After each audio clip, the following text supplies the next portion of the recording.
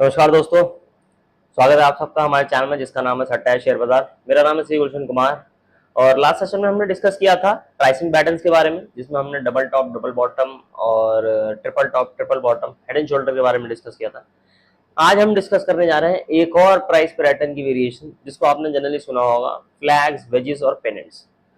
तो ये क्या होते हैं, तीनों में क्या अंतर है और तीनों को हम कैसे आइडेंटिफाई कर सकते हैं और तीनों से ट्रेड कैसे ले सकते हैं, इन सब चीजों को आज डिस्कस करेंगे। तो चलिए स्टार्ट करते हैं। तो आज हम तीन तरीके के प्राइसिंग पैटर्न्स को डिस्कस करने जा रहे हैं, जिसमें सबसे पहला है फ्लैग्स, वेजेस और पेनेंट। देखिए होता क्या है, आपने ये देखा होगा मार्केट का ट्रेंड कैसे आइडेंटिफाई करना है, अप है, डाउनवर्ड है, कंसोलिडेशन है। तो जब भी मार्केट कंसोलिडेशन के फेज में पहुंचती है तो अलग अलग तरीके के पैटर्न में पहुंचती है। फ्लैग में क्या होता है कि पैटर्न जो है ना, वो एक पैरेलल लाइन में बनता है। अब ये फ्लैग अपवर्ड भी बन सकता है, डाउनवर्ड भी बन सकता है। ठीक है, तो ये कंसोलिडेशन आपका कैसे भी हो सकता है। ये तीनों ही कंसोलिडेशन के वेरिएशन है। वेजेस में क्या होता है, अगर अप है तो जो दूसरा वाला पैटर्न है वो भी स्लाइटली अप बनेगा लेकिन क्लोज आता हुआ बनेगा। अगर डाउन है तो डाउन बनेगा लेकिन थोड़ा क्लोज आता हुआ बनेगा। तो जो प्राइस की मूवमेंट है वो इसी के अंदर कंसोलिडेट होती चली जाएगी, इसी के अंदर कंसोलिडेट होती चली जाएगी। पेनेंट में क्या होता है, एक ट्राइंगल शेप टाइप बनता है, दोनों एक दूसरे के क्लोज आते हैं बहुत ही ज्यादा जल्दी तरीके से। मतलब इसमें ड्यूरेशन बहुत ही कम समय में ज्यादा क्लोज हो जाते हैं। वेज में थोड़ा क्योंकि ब्रॉडर होता है तो थोड़ा टाइम ज्यादा लगता है। देखिए मैं एक और बार रिपीट कर देता हूँ।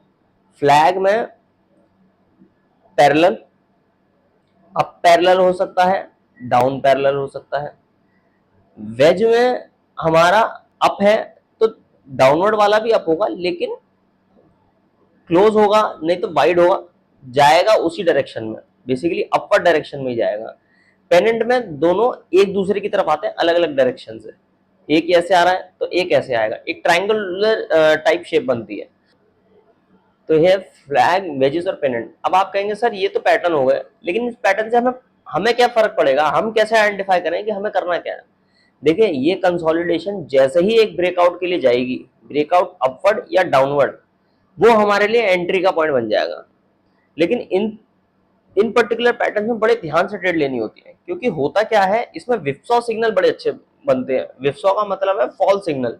आप कभी कभी देखेंगे पैटर्न तो आपके कंसोलिडेशन के हिसाब से चल रहा है, आपको लगेगा ब्रेकआउट कर दिया, लेकिन वो दोबारा से उसी पैटर्न में आ जाएगा। एग्जांपल दूं, अगर फ्लैग का ही एग्जांपल देते हैं, पैटर्न चल रहा है, ये मार्केट ट्रेंड में थी, यहां पर आपको लगेगा ब्रेकआउट हो गया, आप यहां एंट्री ले लोगे, लेकिन ये दोबारा से अपने पैटर्न में आ जाएगा।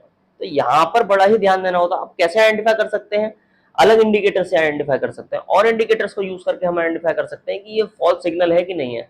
मैंने एक आगे एग्जांपल लिया है, मैंने जैसे मैं आपको बताता हूं कि चार्ट्स में देख के, कि लाइव एग्जांपल को देख के, बेसिकली लाइव नहीं कहूंगा, हिस्टोरिकल डेटा को देख के आपको प्रैक्टिकल एग्जांपल, ये एक अच्छी टर्म होगी, प्रैक्टिकल एग्जांपल को जो मैं डिस्कस करता हूँ उसमें मैंने एक एग्जांपल लिया है कि कैसे एक अलग इंडिकेटर से हमें पता लगा कि ये पर्टिकुलर जो ब्रेकआउट है ये अच्छा ब्रेकआउट है। तो आगे डिस्कस करते हैं।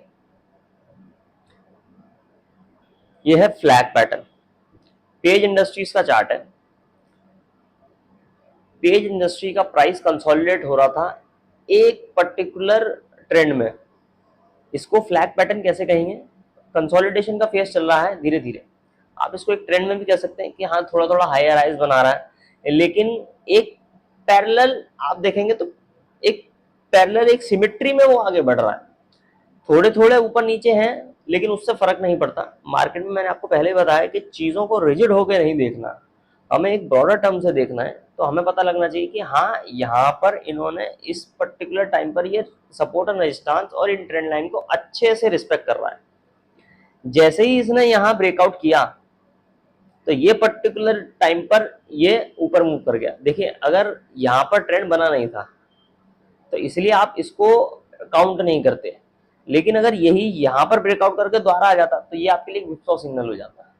तो ऐसा नहीं हुआ और यहाँ पे ब्रेकआउट आपके लिए एक अच्छा मूव रहता ट्रेड के लिए। एक और देखते हैं कोटक महिंद्रा का चार्ट। देखिए ये भी डाउनवर्ड ट्रेंड की तरफ मूव कर रहा है, लेकिन एक पर्टिकुलर पैटर्न में, एक पर्टिकुलर सिमेट्री में, पैरेलल में। ये हमारे लिए फैक्ट टाइप पैटर्न बना रहा है। यहाँ पर इसने जो ब्रेकआउट दिया उसके बाद ये काफी टाइम तक अप ही रहा। तो ये भी फ्लैग आपको यहाँ पे आइडेंटिफाई हो जाता है। ट्रेड आपको ब्रेकआउट पे लेना है। अब देखिए जो मैं आपसे एग्जांपल की बात कर रहा था कि कैसे एक दूसरे इंडिकेटर से हमें पता लगा कि ये ब्रेकआउट बहुत अच्छा ब्रेकआउट है। देखिए एक वेज पैटर्न बन रहा है, ठीक है, कंसोलिडेट होता जा रहा है, होता जा रहा है, होता जा रहा है। यहाँ पर आपको लगता कि यार ये तो ब्रेकआउट हो गया, यहाँ से ट्रेड लेनी है, लेकिन वो दोबारा से अपने पैटर्न में आ गया, ठीक है। यहाँ पर जो ब्रेकआउट हुआ, यहाँ पर जो दूसरा इंडिकेटर इसे सपोर्ट कर रहा था वो था वॉल्यूम। आप देख रहे हो वॉल्यूम कितना हाई है। यहाँ पर वॉल्यूम डाउन ही था एकदम से इस ब्रेकआउट। और वेज में और किसी भी ऐसे जो कंसोलिडेशन वाले पैटर्न है इसमें आप वॉल्यूम को एक बहुत अच्छे तरीके से देख सकते हैं एक अलग इंडिकेटर के लिए कि जी जब मैंने वॉल्यूम को देखा यहाँ पर ब्रेकआउट है, ये आपके लिए एक पॉजिटिव सिग्नल था। आपकी ये समझ लीजिए आधी से ज्यादा प्रोबेबिलिटी यहाँ पर पूरी हो गई जी। अब तो ये पर्टिकुलर या तो अगर रुकना था तो यहाँ पर इसके, अगर आपको लगता कि नहीं मैं तो और लोअर प्राइस पे लूंगा तो यहाँ ले सकते थे, नहीं तो आपने यहाँ भी ट्रेड ले लिया तो आपके लिए एक अच्छा रिटर्न मिलता बहुत ही शॉर्ट टर्म पीरियड में। तो ये था वेज। अब आते हैं पेनेंट पे। देखिए टेक महिंद्रा का चार्ट है। पेनेंट मैंने आपको बताया था बहुत ही शॉर्ट पीरियड के लिए। देखिए कंसोलिडेशन हुआ, ब्रेकआउट हुआ, यहाँ पहुंचा, थोड़े टाइम नीचे रहा, फिर ऊपर। तो ये कंसोलिडेशन पैटर्न इतने अच्छे से वर्क करते हैं और ये हर टाइम फ्रेम पे वर्क करते हैं।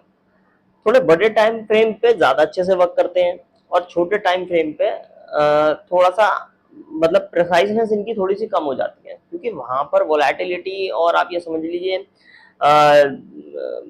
चीजों को, विप्सो सिग्नल्स को आइडेंटिफाई हम ज्यादा कर पाते हैं और बजाय ट्रेड लेने के। तो मैं जनरली एक स्विंग ट्रेड लेता हूँ। मैं जितनी भी अपनी ट्रेड एग्जीक्यूट करता हूँ मैं एक लंबे पीरियड के लिए, क्योंकि मेरे पास उस पर्टिकुलर टाइम में चीजें सोचने के लिए भी होता है। अब वो हो सकता है कल ही मेरा टारगेट पूरा हो जाता, कल ही मैं एग्जिट कर देता हूँ, लेकिन मैं अपने दिमाग में बड़ा परसेप्शन लेके चलता हूँ कि कल को अगर चीजें मेरे फेवर में नहीं है तो मैं उनको फेवर में कैसे बना सकता हूँ। तो ये था हमारा आज का सेशन जिसमें हमने वेज, पेनेंट और फ्लैग के बारे में डिस्कस किया। देखिए ब्रेकआउट सिग्नल्स जो हैं वो मिलेंगे आपको और ये हर टाइम फ्रेम पैटर्न में वर्क करते हैं, बड़े हों छोटे हों, और बहुत बढ़िया तरीके से वर्क करते हैं। तो मैं जनरली जो ट्रेड लेता हूँ वो स्विंग ट्रेड लेता हूँ और वो आपके एक बड़े टाइम फ्रेम पे मिलती है, क्योंकि उसमें मेरे पास अगर चीज़ें मेरे फेवर में नहीं है तो उन्हें फेवर में कैसे बनाना मेरे पास सोचने का टाइम है। आप इन पैटर्न्स को जितना बड़े टाइम फ्रेम पे देखेंगे उतना आपको अच्छे तरीके से वर्क करते हुए मिलेंगे। जितना आप इनको शॉर्ट टाइम फ्रेम पे देखेंगे उतने आपको विप्सो सिग्नल्स ज्यादा बढ़ जाएंगे। तो उसकी प्रोबेबिलिटी मैं आपको अभी के लिए यही सजेस्ट करूंगा कि आप बड़े टाइम फ्रेम पे वर्क कीजिए। थोड़ा टाइम ही तो ज्यादा लगेगा, लेकिन आपका रिस्क रिवॉर्ड भी उतना ही ज्यादा होगा और आप अपने उस रिटर्न से खुश होंगे कि हाँ नहीं ठीक है, मैंने जो ट्रेड लिया वो बिल्कुल सही है, मैं अपने पैसे को बढ़ा भी रहा हूँ और मैं एक लॉजिकल ट्रेड ले रहा हूँ। तो ये था हमारा आज का सेशन जिसमें हमने वेज, पेनेंट और फ्लैग के बारे में डिस्कस किया। और वीडियो अगर आपको पसंद आई हो तो वीडियो को लाइक कीजिए, चैनल को शेयर कीजिए, सब्सक्राइब कीजिए और ऐसे ही हमारे आगे आने वाली वीडियोस के लिए हमारे चैनल में बने रहिए। धन्यवाद, जय हिंद।